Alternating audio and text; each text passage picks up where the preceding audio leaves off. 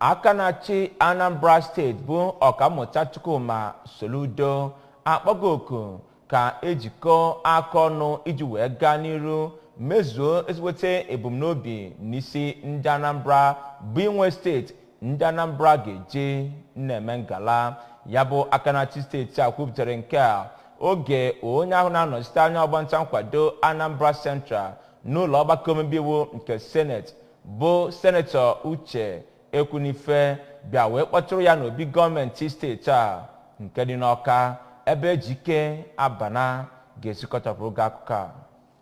Gọvanọ Soludo onye kwuru na ọ dị ezi mkpa ka e nwee njikọ aka ọnụ n'etiti gọọmenti ya nakwa gọọmenti etiti tinyere ndị mba ụwa nakwa mmadụ dum iji wee mee ka ihe na-aga aga na steeti a.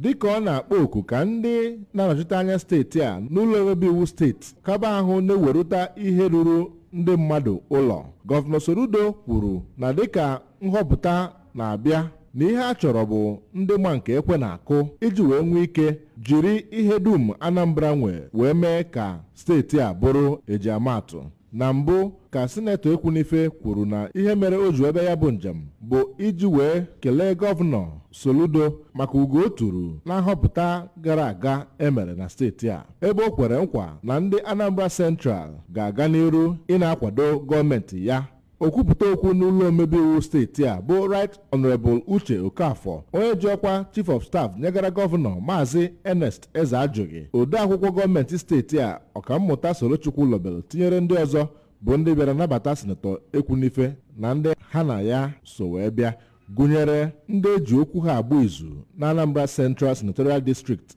bụ ndị eze ọdịnala, ndị President General nakwa ndị ọzọ. Site n'obi gọọmenti dị n'Amawbịa, Ejike Abana maka akụkọ ụwa ABS.